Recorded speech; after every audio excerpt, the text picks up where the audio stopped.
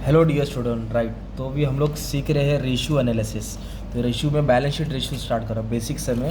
तो कैसे स्टार्ट करना है तो स्टार्ट करो, थोड़ा पेन से लिखा है अपन एडजस्ट करेंगे, ठीक है। तो सबसे पहले बोला करंट रेशियो निकालो, क्विक रेशियो, प्रॉपर्टी रेशियो। तो 6 के 6 रेशियो सॉल्व करता हूँ तुम्हारे लिए, ओके।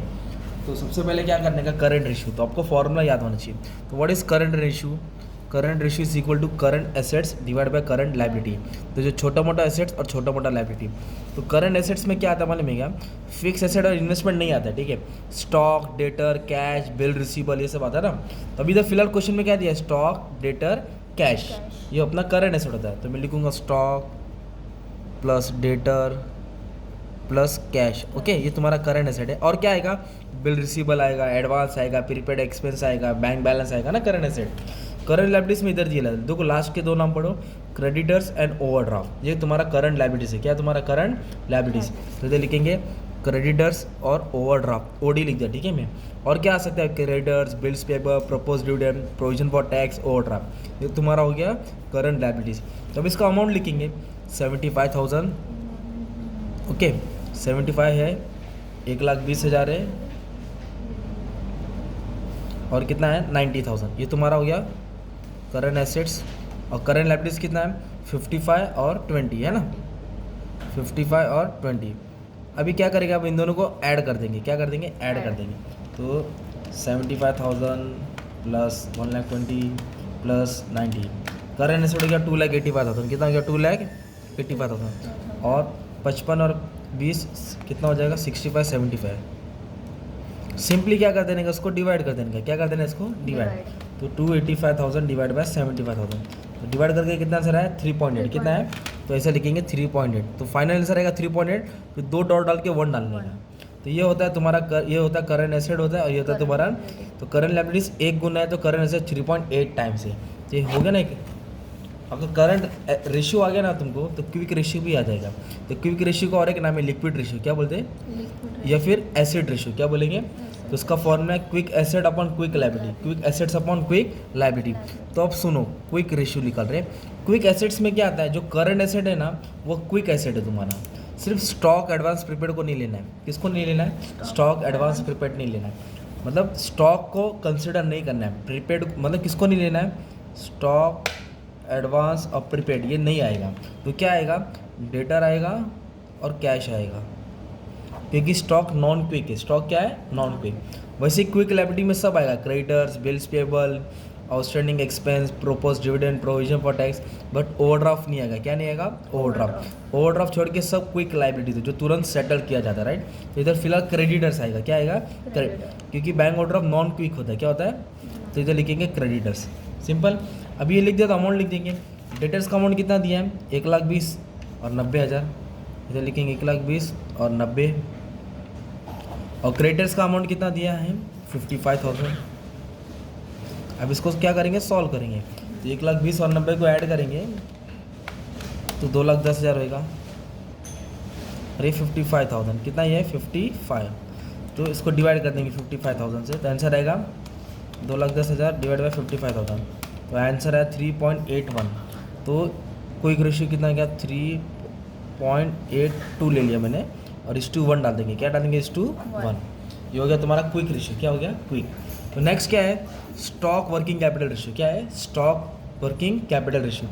तो स्टॉक, देखो ये स्टॉक है तो ऊपर स्टॉक आ जाएगा, और नीचे क्या आ जाएगा? Working capital. तो फॉर्मूला में, क्वेश्चन में ही फॉर्मूला बन गया है। स्टॉक मतलब क्लोजिंग स्टॉक लेंगे। What is working capital? आपको मालूम है वर्किंग कैपिटल का मतलब होता है current asset minus current liability. तो स्टॉक का अमाउंट क्वेश्चन में दिया है। स्टॉक के जगह पे आप लोग डालेंगे 75,000, ओके। और ये वर्किंग कैपिटल है। क्या ये? तो वर्किंग कैपिटल में करंट एसेट और करंट लायबिलिटी को माइनस करेंगे। तो अपने पास देखो नहीं है ना, करंट एसेट और करंट। तो 2,85,000 में से 75,000 क्या कर देंगे? माइनस कर देंगे।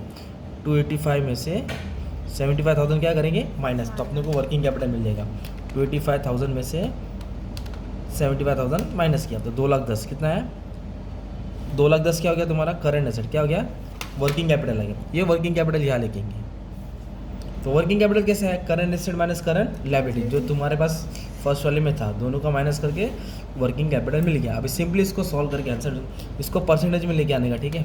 तो 75,000 डिवाइड बाय 2 लाख टाइम, अब परसेंटेज दबा दिया, तो जो भी आंसर आए 35.72 या 71%। ये हो गया तुम्हारा स्टॉक वर्किंग कैपिटल रेशियो। अब बच्चों लोग को हार्ड क्या पड़ता है, ये नेक्स्ट 3 रेशियो में, debt equity ratio, proprietary ratio, capital gearing ratio. तो डेट इक्विटी रेशियो का फॉर्मूला क्या है, borrow fund divide by own fund. Borrow fund मतलब कर्जा होता है, कर्जे में क्या आएगा ऊपर में, डिबेंचर्स आएगा और बैंक लोन आएगा, डिबेंचर्स और बैंक लोन। ओन फंड में भी तुमको बताता हूँ क्या क्या आएगा। तो ओन फंड में आता है equity shares, preference shares, reserves आता है ना, जमा किया पैसा, और जो भी फिक्टिशियस एसेट है ना, प्रीलिमिनरी एक्सपेंस, वो माइनस करेंगे, ये सब आइटम आता है, ठीक है। और बोरो फंड में क्या आएगा, डिबेंचर्स क्या आएगा और बैंक लोन, इतना ही आता है। तो आप लोगों ने बैलेंस शीट किया रहेगी वर्टिकल, तो वही सेम है ना, ऊपर बोरो फंड नीचे ओन फंड। तो हमारे वाले क्वेश्चन में सिर्फ डिबेंचर्स दिया है, क्या दिया है, तो ऊपर में सिर्फ 50,000 डालूंगा, सिंपल। और ओन फंड में क्या आएगा, इक्विटी शेयर, प्रेफरेंस शेयर को शेयर कैपिटल बोलते हैं ना, तो डायरेक्ट 4 लाख आएगा। और रिजर्व्स जमा किया पैसा, देखो ना जनरल रिजर्व दिया ना इधर, इधर जनरल रिजर्व 60,000 आएगा। और कोई एक्सपेंस दिया क्या इधर एसेट में, जैसे ये नाम आता है ना प्रीलिमिनरी एक्सपेंसेस, तो ये वाले क्वेश्चन में नहीं दिया। अगर ये आता तो उसको क्या करते हैं हम लोग, माइनस करते हैं। तो ये है ही नहीं तो छोड़ दो ना। तो सिंपली क्या ऊपर डिबेंचर्स आया, नीचे शेयर कैपिटल और रिजर्व्स आएगा, मतलब डिबेंचर्स बोरो फंड ऊपर आएगा, ये दोनों किधर आएगा, नीचे आएगा। तो ये आंसर, ये टोटल हुआ 50,000, ये हुआ 4,60,000। तो कर्जा का में और खुद का पैसा ज़्यादा है, तो ये अच्छी बात है। तो 50,000 डिवाइड बाई 4,60,000, तो आ गया 0.108, ओके 0.108। तो ये मतलब क्या हो गया, खुद का पैसा में कर्जा कम, और ये कभी भी ना लेस देन 1 होना चाहिए, मतलब अच्छा रहता है रेशियो। ये तुम्हारा कौन सा रेशियो हो गया, debt equity ratio, simple. Borrow fund divide by own fund, same ये वाला फॉर्मूला है। प्रोप्राइटरी रेशियो, तो प्रोप्राइटरी मतलब मालिक, तो उसका खुद का पैसा कितना है और टोटल एसेट्स कितना है। तो ऊपर आएगा ओन फंड, नीचे आएगा टोटल एसेट। तो ओन फंड अभी हमने डिस्कस किया ना, यही सब क्या क्या आएगा, इक्विटी शेयर आता है, प्रेफरेंस शेयर्स आता है, रिजर्व्स आता है, और जो भी एक्सपेंस रहेगा क्या करेंगे हम लोग, माइनस करेंगे। ओन फंड मतलब यही है जो हमने ऊपर सॉल्व किया। टोटल एसेट मतलब ये एसेट्स का टोटल, ये दिख रहा है एसेट का टोटल कितना है, 5,85,000, ये टोटल लेना है। अगर ये रहता तो सपोज प्रीलिमिनरी एक्सपेंस 10,000 रहता, तो 5,85,000 में से 10 माइनस करके जो आता वो लिखते। तो अभी ये टोटल एसेट है ना तुम्हारा। तो टोटल एसेट में क्या क्या आता है, फिक्स एसेट आता है, करंट एसेट आता है ना, माइनस। तो आप लोग को डायरेक्ट लिखने का, तो ये तुमको समझाने के लिए लिखा। आप लोग डायरेक्ट ये फॉर्मूला लिखेंगे, ओन फंड का डायरेक्ट अमाउंट उठाएंगे, क्या आएंगे, शेयर कैपिटल 4 लाख और जनरल जो आएगा 60,000। ये हो गया तुम्हारा own capital, simple. Total asset मतलब एसेट्स का टोटल 5,85,000, कितना आएगा 5,85,000। अब इसको सॉल्व करेंगे, आंसर आएगा ये 4,60,000 है, ये 5,85,000 है। अब इसको सॉल्व करेंगे तो आंसर आएगा 4,60,000 डिवाइड बाय 585, तो कुछ आंसर है 0.786 लिख दिया है ना। अभी कैपिटल गियरिंग रेशियो, तो कैपिटल गियरिंग रेशियो सेम यही होता है, डेट इक्विटी रेशियो। बस फ़र्क क्या मालूम है क्या, जो प्रेफरेंस शेयर्स होता है ना, उसको ऊपर ऐड कर देने का रहता है। इधर नहीं लिखेंगे प्रेफरेंस शेयर्स, ऊपर ऐड करेंगे। तो इधर क्या करेंगे, इक्विटी फंड लिखेंगे, और इधर फॉर्मूले में आएगा प्रेफरेंस शेयर्स, क्या आएगा इधर, प्रेफरेंस शेयर।